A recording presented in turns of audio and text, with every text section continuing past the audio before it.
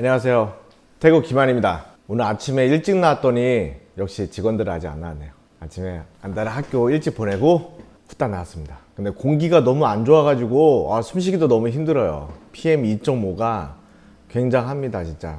그리고 제가 있는 동네가 특히나 뉴스에도 나올 정도로 정말 이거 무슨 저 영화 중에 미스트라는 영화가 있는데 안개 같은 그 안에서 괴물들이 나오고 막 그런 느낌.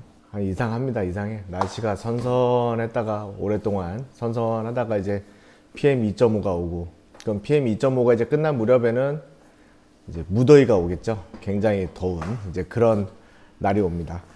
오늘은 제가 이제 어떤 콘텐츠냐면은 이제 그런 거예요. 왜 태국인가? 왜 태국이어야만 하는가? 이제 그런 거 있잖아요. 물론 이거를 보시는 분들의 다양한 견해와 생각이 있을 거라고 저는 생각을 합니다. 저 또한 마찬가지입니다. 제가 생각하는 이유가 크게 벗어나지는 않을 것 같아요. 우리가 모두가 생각하는 그런 이유와 함께 많이 벗어나지 않는 한에서 왜 우리는 태국이어야만 하는가라는 그냥 저 스스로 이렇게 한번 정의를 내려보는 시간을 가지려고 합니다. 생각을 좀 해봤어요. 왜 우리는 태국이어야만 하는가? 여러 가지가 있겠죠. 음식, 문화, 그런 거 많잖아요. 근데 왜라는 거에서 무엇을 하기 위해서 왜 태국인가? 한 달 살기를 하기 위해서 왜 태국인가? 이런 것도 콘텐츠가 될 수가 있겠는데, 저 같은 경우에는 이제 왜 사업을 하는 데 있어서 태국인가? 이제 그거를 그냥 한번 지난 시간 동안 생각을 하면서 그냥 약간씩 한번 썰을 풀려고 합니다. 태국은 한국 입장에서 보면은 유럽과 중동아시아의 중간에 걸쳐 있는 나라입니다. 한국 입장에서 보면. 미국 입장에서 보면은 24시간 지구 반대편에 있고요. 하지만 한국 입장에서 보면은 중간에 있습니다. 그러니까 태국과 한국, 미국으로 생각하면은 한국은 태국에서 봤을 때 미국의 중간에 있는 나라죠. 왜냐하면 중간에서 환승을 경유를 해서 가야 되니까 비행기를 한번 갈아타야 됩니다. 물론 그 전에 홍콩이라든가 일본에서 환승해서 가는 방법도 있겠지만 어쨌든 그냥 위치적으로 봤을 때는 한 중간 정도 걸려 있어요. 그런데 지금 저는 한국 사람이니까 그럼 한국 입장에서 태국은 하여간 저쪽으로 가는데 한 중간에 걸쳐 있어요. 그리고 태국은 동남아시아 아세안 국가 10개국에서 그래도 제법 잘 사는 동네랄까? 예, 그나마.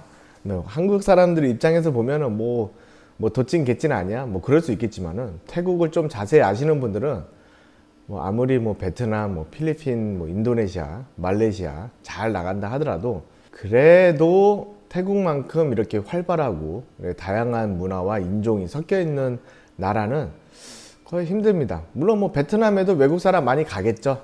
서양인들도 많이 가고. 하지만 태국만큼 많지는 않을 거예요. 그러니까 태국은 세계적으로 유명한 관광 도시잖아요. 그러다 보니까 되게 좀 경제력이라든가 그 다음에 제조업도 많이 굉장히 잘 되고 있습니다. 제조업도 예를 들면 자동차 공장이라든가 전기 관련 무슨 전자전기 그런 거 관련된 거 화학 분야 그런 것처럼 굉장한 많은 또 제조업도 있어요. 다만 우리가 그거를 잘 체감을 못해서 관광으로만 먹고 사나 보다 이렇게 생각할 수 있는데 꼭 그렇지만은 않습니다. 그럼 태국 같은 경우에는 사업을 하는데 무엇이 중요하냐면 사업은요 누군가에게 무엇을 팔아야 되잖아요. 서비스를 제공하든 간에 물건을 팔든 간에 누군가가 그거를 살 사람이 필요하잖아요. 그랬는데 경제력이 약하면은 그거 살 사람이 없습니다. 제가 어느 꼭 특정 국가가 좋냐 나쁘냐 그게 아니라 그냥 비교만 했을 때 예를 들면 베트남에서는 오토바이를 많이 타고 다닌다. 그래서 색조 화장을 잘 할 수가 없다. 왜냐면 오토바이에 다 묻어버리니까 마스크 끼고 그러면 최근에 지하철도 하나 생겼다고 하는데 태국은 이미 지하철, 지상철 생긴 지가 오래되었죠. 거기 플러스로 차를 많이 타고 다녀요. 정말 주차가 아니라 이 출퇴근 시간에 또는 방콕 시내만 가도 차가 너무 막혀요. 너무 막혀서 이건 지옥의 수준을 뛰어넘는 겁니다, 진짜. 그래서 그런 차 안에서 생활하는 사람들이 많아요. 그러다 보니까 색조 화장도 그렇고 차 안에서 또 많이 먹잖아요. 배고프니까 차 하면서 그렇고 또 소모품도 많이 달고 각 각종 그런 사업을 창출할 수 있는 그런 여건이 잘 마련되어 있습니다. 그러니까는 이 뭐랄까 경기가 좋든 나쁘든 그걸 떠나서 일단은 어떤 소비를 할 사람들이 그나마 이 동남아시아 쪽에서는 많다. 뭐 그 다음에 좀 더 멀리 가서 그러면 중동은 어때? 중동하고 태국하고 비교해서 뭐 그거는 뭐 제가 굳이 설명 안 해도 모두가 알고 있는 그런 생각만으로도 상상이 가겠죠. 뭐 인도 그 다음에 중동 이런 걸 비교했을 때 중동은 무슬림 국가에다가 굉장히 뭐 전쟁이라든가 여러 가지 위험성이 있고 두바이 같은 경우에는 뭐 사막 도시지만은 솔직히 거기서 뭔가 사업을 해서 너무 잘 사는 사람들이 많아서 우리가 어떤 사업 구조가 그런 초호화 그런 사업단이 아니고 그런 대규모 또는 그런 대기업 그런 회사가 아니라면 솔직히 두바이 같은 데서 사업하기 어렵겠죠. 뭐 사우디아라비아도 마찬가지고요. 물론 제가 가본 적은 없어서 뭐 자세히 얘기할 수는 없겠지만은 어쨌든 간에 우리 한국 사람 입장에서 중동 가서 어떤 사업을 한다. 일단 음식도 많이 걸릴 것이고 술 안 파는 데도 많을 거고 무슬림에다가 여러 가지 제약이 좀 많겠죠. 거기다 우리는 또 삼겹살 좋아하는 그런 국가 아닙니까? 우리 민족이. 그러다 보니까 삼겹살도 못 먹을 거고. 자, 그러면 조금 더 멀리 가서 뭐 터키를 지나서 한 유럽 쪽으로 뭐 동유럽 같은 데 가보면은 뭐 이제부터는 뭐 다른 차원의 이야기인 거죠.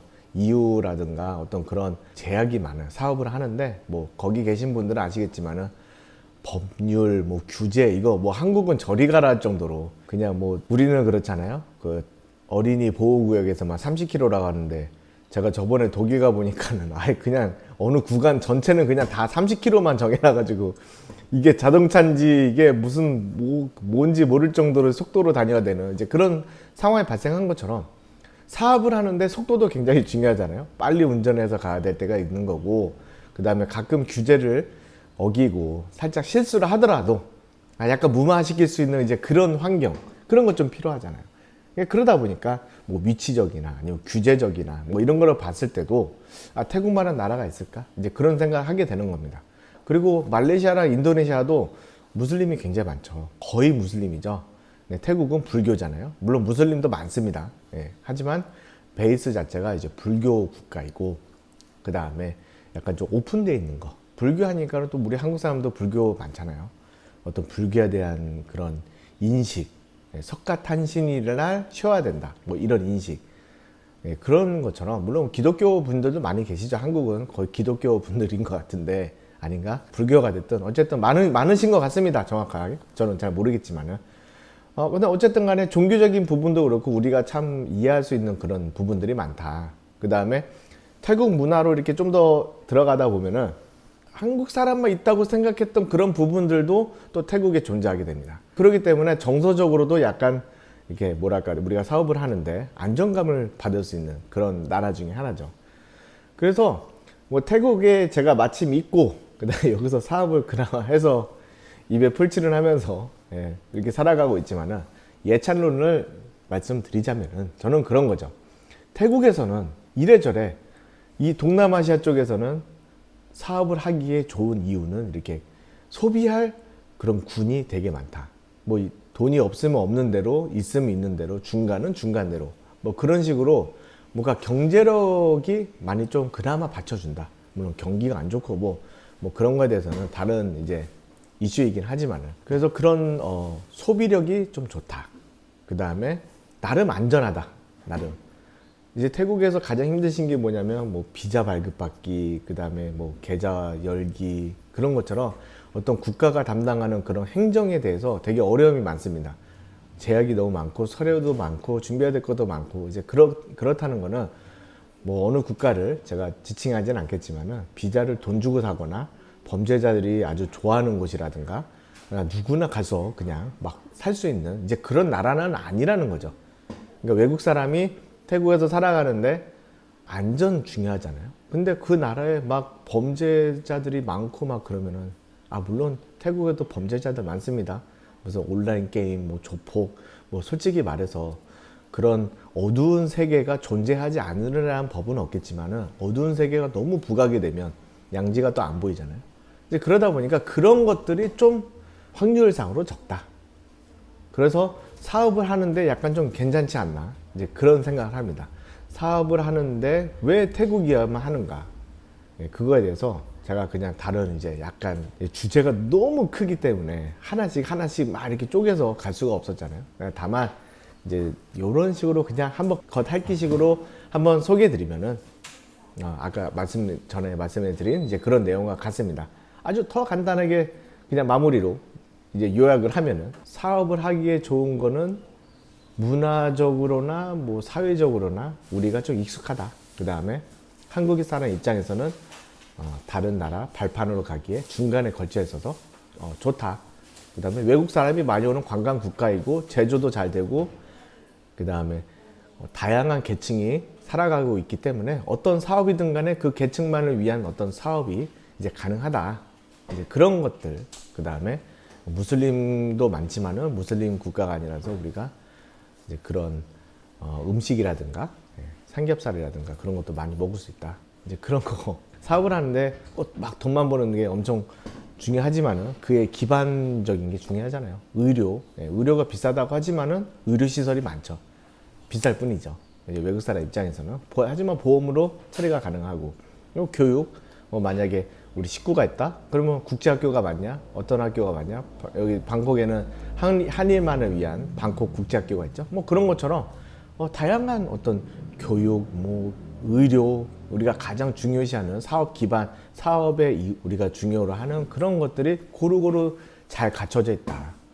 그런 것들이 저는 이 태국에서 사업을 하면 좋다라는 이제 그런 말씀을 드려봅니다. 네, 이렇게 말을 짧게 그냥 빠르게 이렇게 정리를 하려고 그래도 벌써 10분이 그냥 후딱 지나가네요. 네, 지금 제 앞에는 직원들이 지금 출근을 하고 있습니다. 그래서 저도 이제 마무리하고 오늘 열심히 더 일을 해야죠. 오늘 진짜 일할 게 너무 많아서 빨리 정리를 해야 됩니다. 자, 그러면은 좋은 하루 되시고요.